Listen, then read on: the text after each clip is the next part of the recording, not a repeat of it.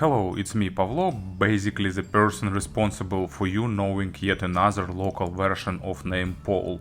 And today we'll be talking about Kiwi Ears Quartet. I've heard a lot of good feedback about Kiwi Ears different models, but didn't have a chance to test something from them before. And now I have for review Quartet, and its name suggests it's a 4-driver hybrid model. But unlike vast majority of other 4-drivers hybrid, it's not one dynamic plus 3 balanced armatures. It's dual dynamic driver plus 2 balanced armatures, which already looks promising. They here, as usual, utilized two good dynamic drivers working in parallel to improve punch and amount of air pumped, and two balanced armatures responsible for more high frequencies. And what is also good about this model, it's pretty affordable. Price in the Linsol shop is $110 for now. Of course, I will add link to the description. So basically that's all. Let's have a closer look.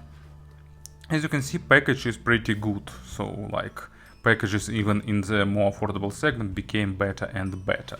On the side we have different technical specifications: really low total harmonic distortion, medical grade resin as materials, standard 2-pin connector, and what is more important here, it's 32 ohms of impedance and 110 decibels per milliwatt sensitivity. And basically it's practically almost the best possible figures for the earphones. Not too sensitive, not too tough to drive. Inside, as usual, we have yet another box, also nice polygraphy and stuff. And here are earpieces themselves. So, as usual, I'll need a gentle shake. So let's take them out. Now I can grab it. Some warranty card, or manual actually, it's manual. And nice nylon case for regular daily storage, and as usual inside we'll get accessories. So stock cable,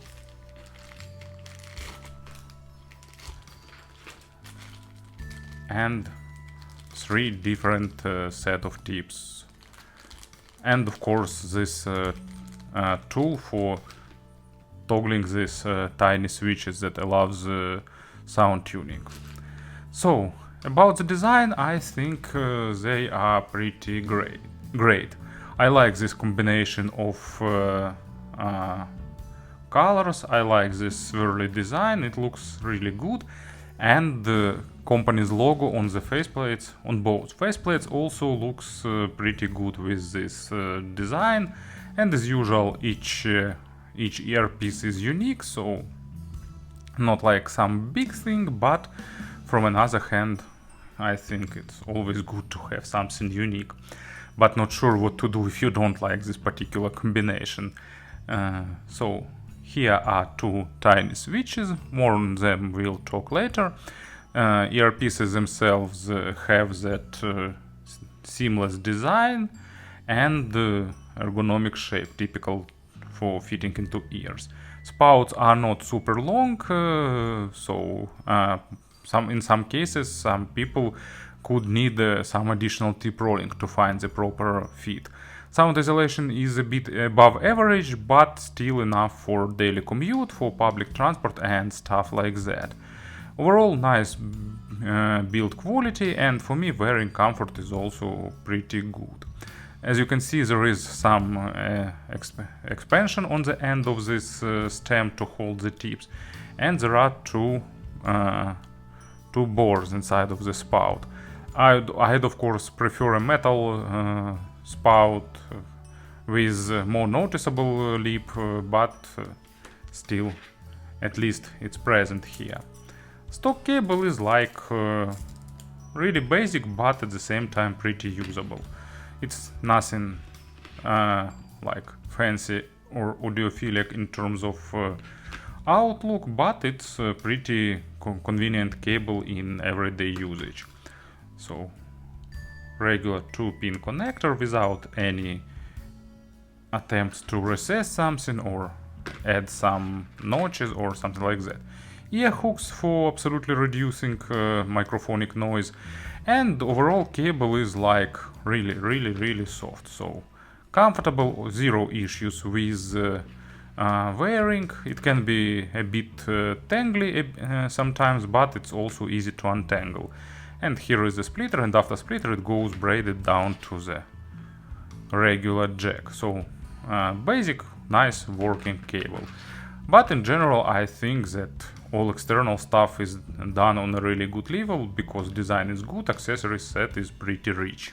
And of course about the sound, I burned them in for 48 hours and there were no significant changes in their sound, but as usual I suggest you to play with different tips and try different switch combinations. Actually all four options gives a bit different signature and it's easily distinguishable, but at the same time it doesn't change the low frequencies. All changes are like in the upper mids and lower treble region, and the difference mainly is about what boost you get there. Of course, boosting treble a little bit can level the bass. It won't change amount of low frequencies, of course, but it will shift your attention, so they will sound a bit less bassy.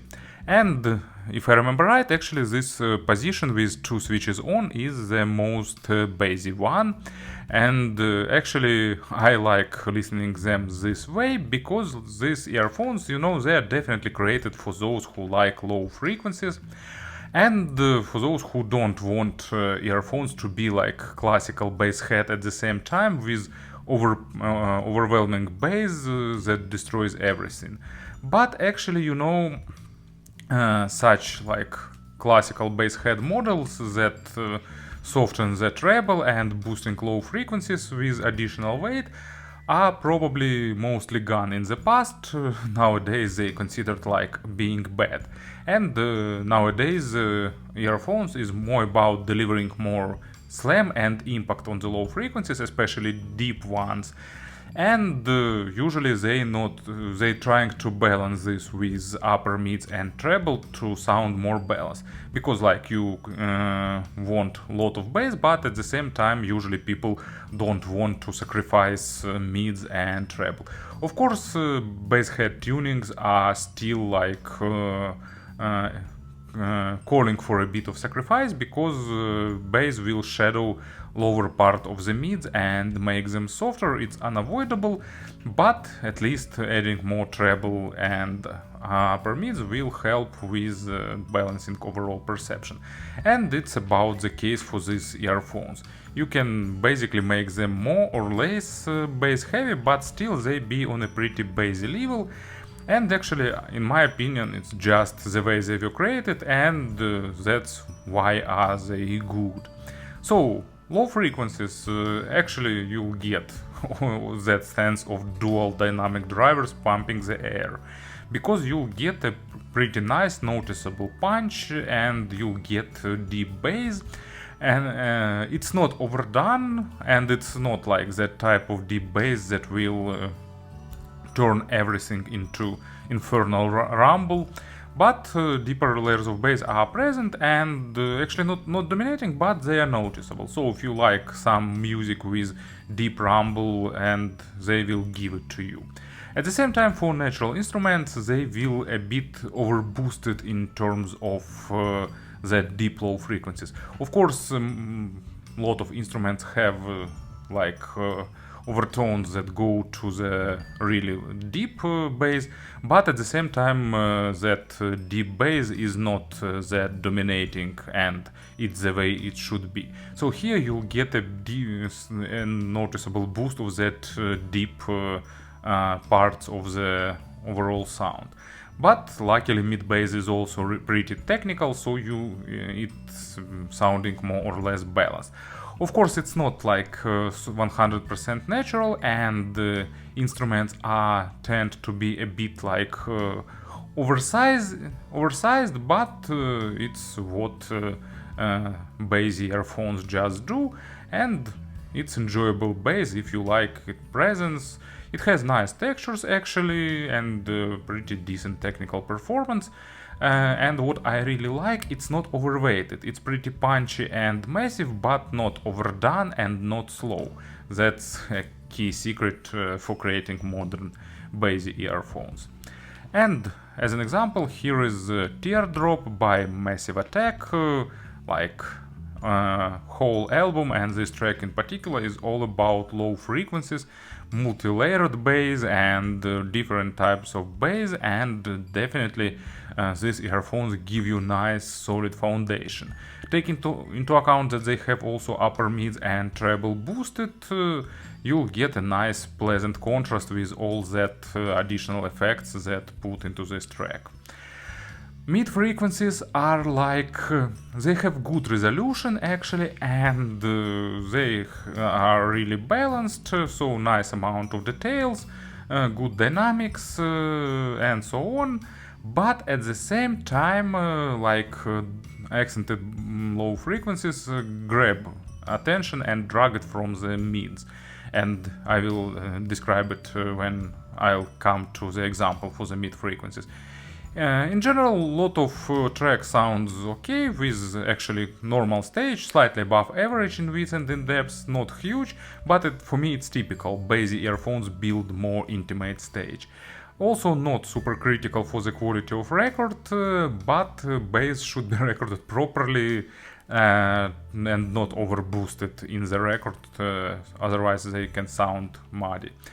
And instruments are pretty realistic, but there is one but here. And it's not an issue because it's earphones, they are just created this way.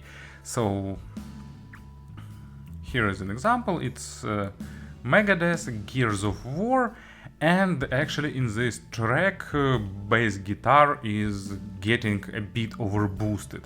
When some low notes played on bass guitar, it just became dominating in the overall mix, and sometimes even rhythm guitar getting a bit of extra boost. And at the same time, solo guitar and vocals staying pretty clean and crisp and so on. And also drums are actually pretty normal and doesn't sound too overboosted. So it's track dependent, but it's just the way that they were created. It's not like universal model or model for everything, definitely.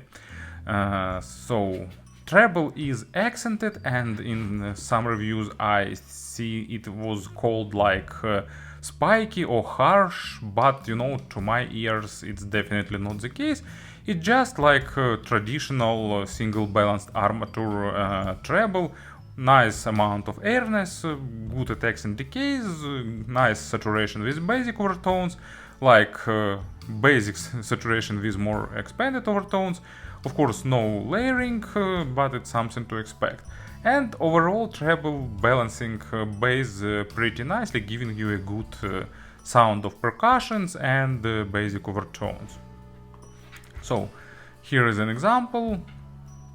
Actually pretty enjoyable sounding track with these earphones, and it's traditional Sting Consider Me Gone remixed version for this album. So it's usually Sting has good percussions on his tracks, and it's not an exception. Of course, it's lacking layering to represent it fully, and also bass is boosted, but actually this track is nicely balanced in the record, and that gives you nice amount not the amount, nice overall sounding. So bass is pleasantly boosted, but vocals and instruments and percussions are clearly audible, but with some tracks it can be not so.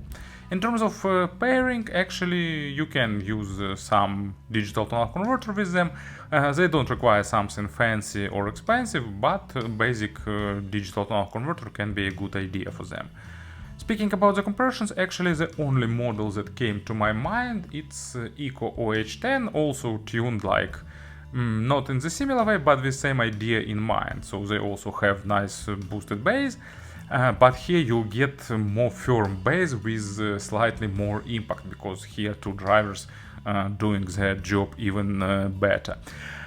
And at the same time, Eco just moved this crossover cut, or I don't know, maybe it's crossoverless schema, but bass is like finishing dynamic pumped bass stops before the mids, and mids became a bit more, lower part of mids remains a bit more cleaner. But at the same time they have a bit thinner treble, so here treble is a bit better developed.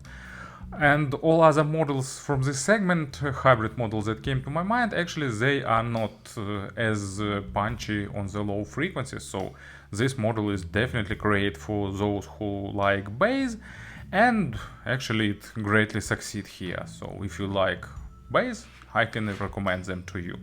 Thank you for listening, thank you for your attention, and of course have a great day.